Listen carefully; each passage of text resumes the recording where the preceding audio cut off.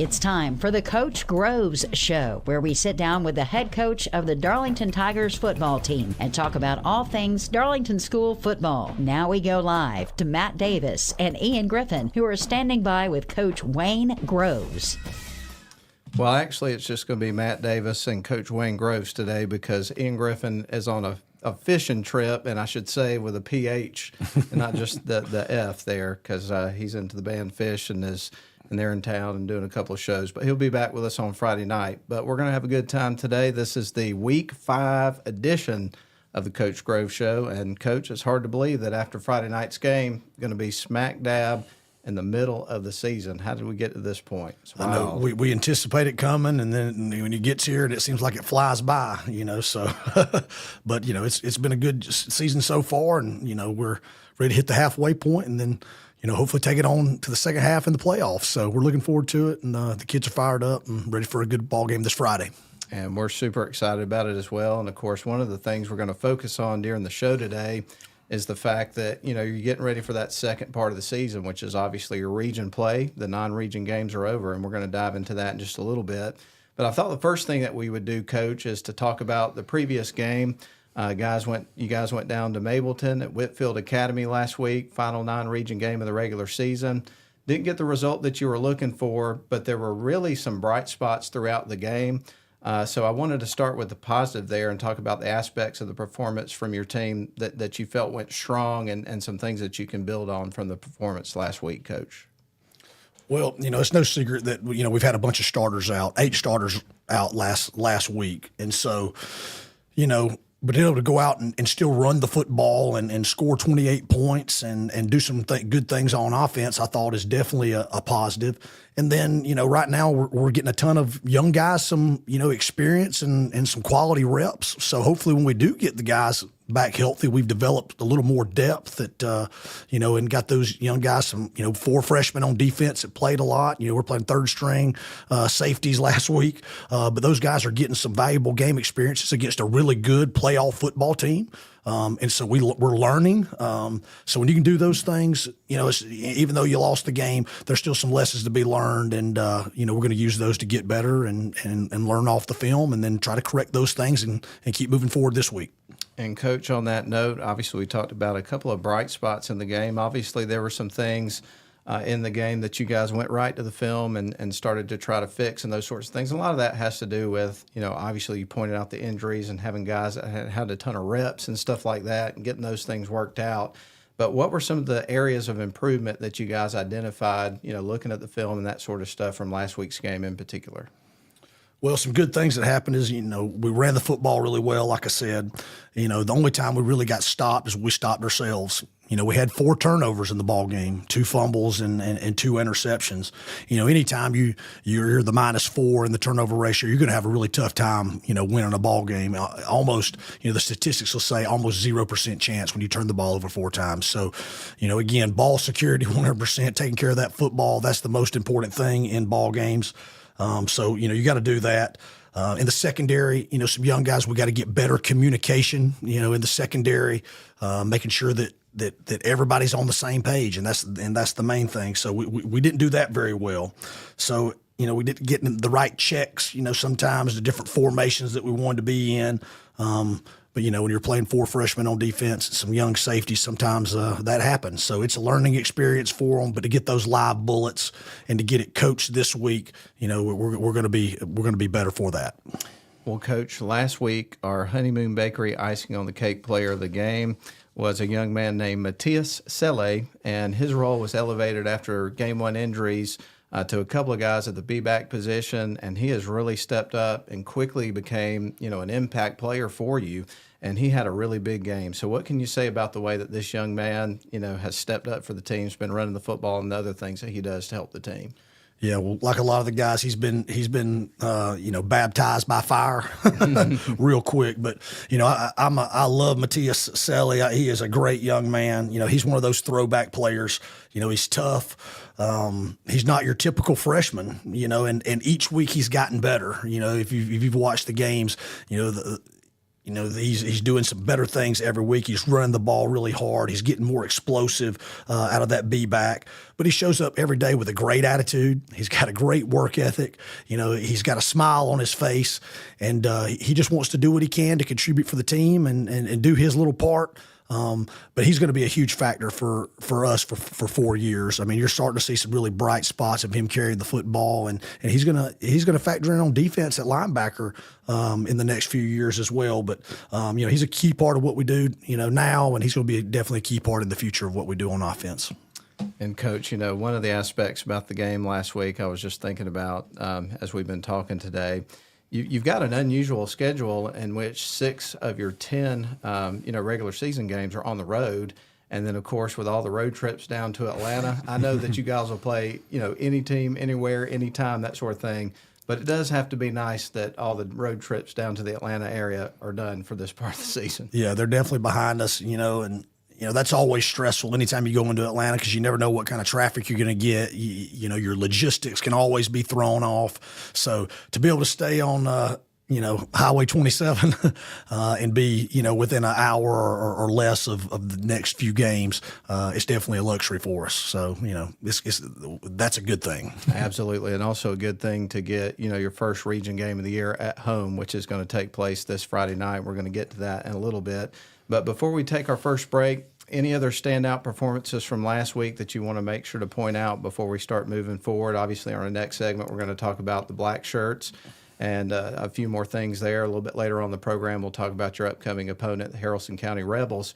But anything about last week's game that we didn't cover that you want to make sure you get in before we wrap up the segment? Well, I thought our offensive line did some really, really good things, and specifically Bryson Jones, our center, and our left guard, Lane Brasington. I thought they really did, played their best games up front. You know, we run outside veer a lot of times on Lane Brasington's side, and there is tons of movement. And Lane, you know, he's right at probably 158 pounds playing left guard, but he plays a lot bigger than that, and he plays with a lot of effort and a lot of energy, and he plays low, and he does his techniques, you know, like Coach Loudermilk's taught him to do, and on the veer offense, and I was really pleased the way he played.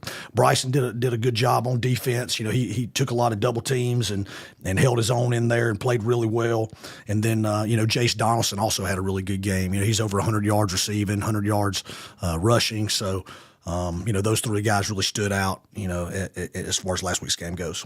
Well, one more question about last week's game, Coach, before we move on. And obviously, every game's different, whether you win or lose and that sort of thing. And so, you know, it comes to the end of the game and you get ready to deliver your message. I know some thought goes into that. But what was the message to the team after the game last week as you get ready to move forward? Well, one of the things, you know, our first half was we made as many mental mistakes, and we, you know, did not play very well in the first half. And so what I told him at halftime was, you know, we can't change that. But what we can change is how we come out and we attack this second half. And I told him, I said, when I go home and watch the film tonight, I said, I'm not going to watch the first half first. I said, I'm going to watch the second half. I'm going to watch the second half first and see how you respond, being down with a little adversity. And I thought we played much better in the second half. You know, it was a 14-14 game in the second half, and we played obviously much better. And so, you know, that just shows that, you know, when we focus and we get things right and we do what we're supposed to do, that we could play with anybody. And so I would love to have that game over to do it again and play that first half over. But we obviously don't get that opportunity. But I was proud of the boys, the way they responded after I challenged them at halftime, and I thought they did that. All right, Coach, that's going to wrap up our first segment. We're going to take a break. When we come back, we're going to talk about the black shirts. Got some other topics there in our second segment. But this is the Game 5 edition of the Coach Grove Show here on the WLAQ YouTube channel and Facebook live feed. And we're enjoying chatting some Tigers football with Coach Groves today. And we're going to continue to do so after a quick message from our sponsor. We'll be right back, folks.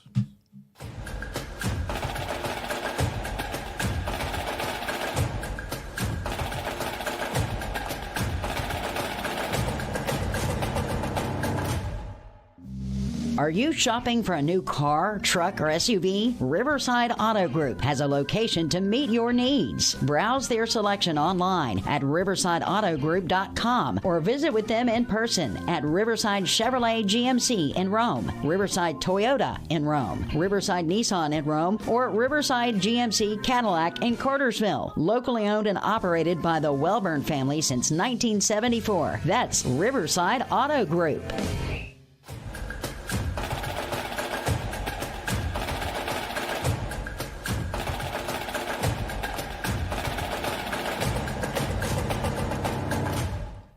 And we welcome you back. This is the Coach Grove Show. We're so glad to have you with us and have the opportunity to talk to Coach Groves today about some Darlington Tigers football ahead of the game that's going to put us right in the middle of the season. And we're going to talk about that in just a few minutes. But right now, we're going to talk about the black shirt, the highly coveted black shirts. It's a prestigious thing. You really got to earn it. So let's talk about that, Coach, for a little bit. Yeah, on defense, Mr. Steady Eddie in the secondary, Jace Donaldson gets the black shirt on defense. I think he had one missed assignment on defense.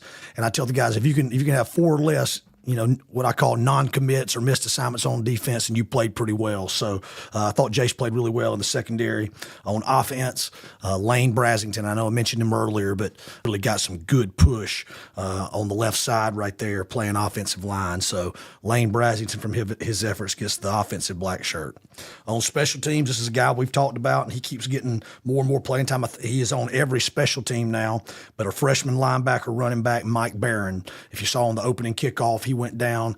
He's playing the 15 position on the field, 15 position on kickoff, and he went down there and about clotheslined the kid, kept great leverage and made a great tackle, and then also made some plays on punt team, and then did some good job blocking on kickoff returns. So Mike, he just keeps getting better and better each week. So Mike Barron got the special teams black shirt.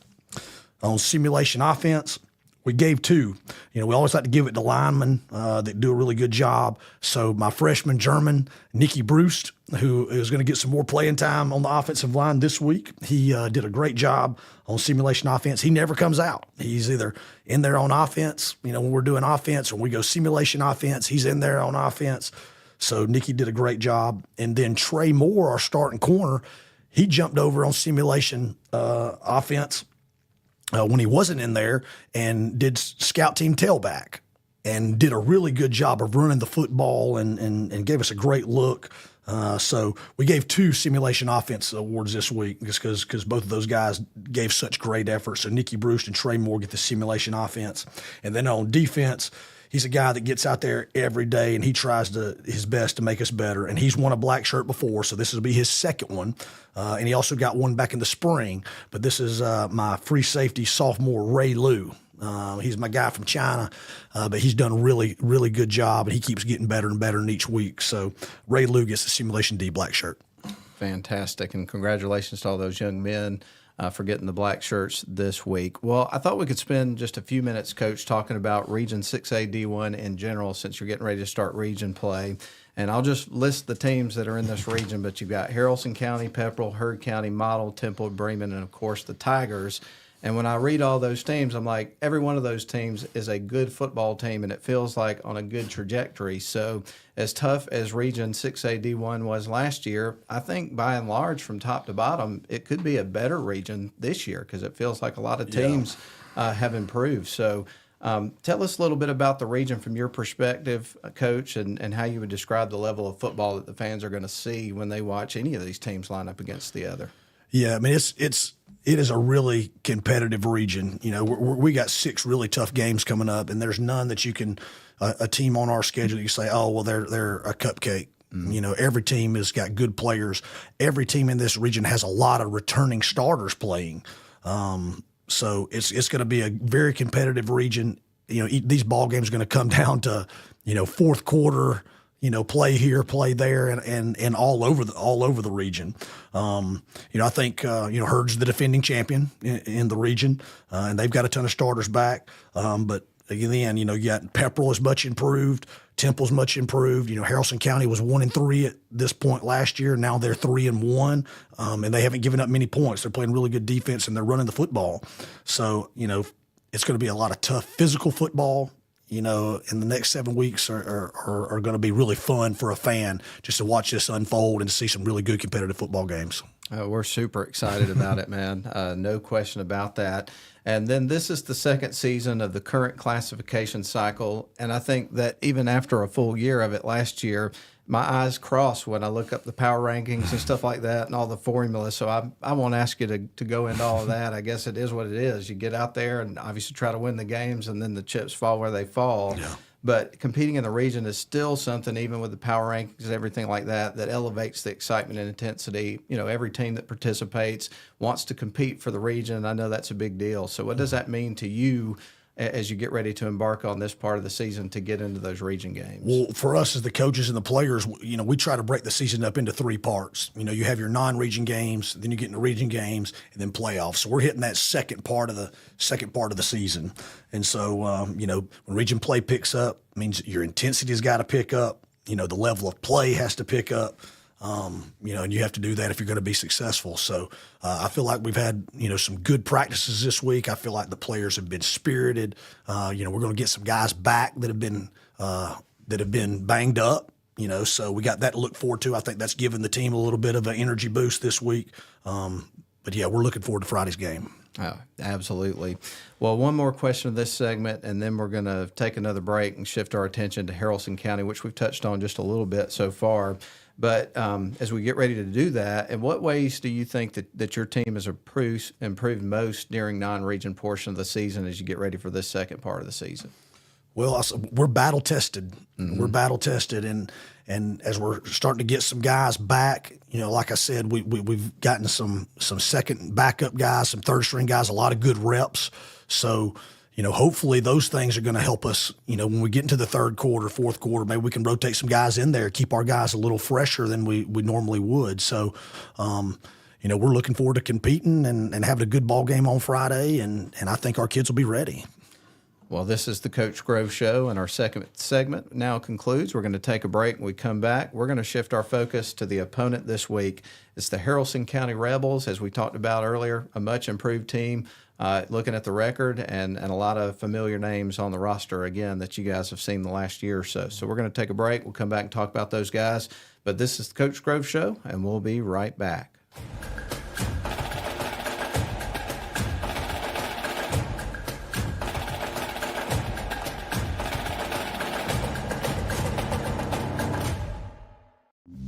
Are you shopping for a new car, truck, or SUV? Riverside Auto Group has a location to meet your needs. Browse their selection online at riversideautogroup.com or visit with them in person at Riverside Chevrolet GMC in Rome, Riverside Toyota in Rome, Riverside Nissan in Rome, or Riverside GMC Cadillac in Cartersville. Locally owned and operated by the Welburn family since 1974. That's Riverside Auto Group.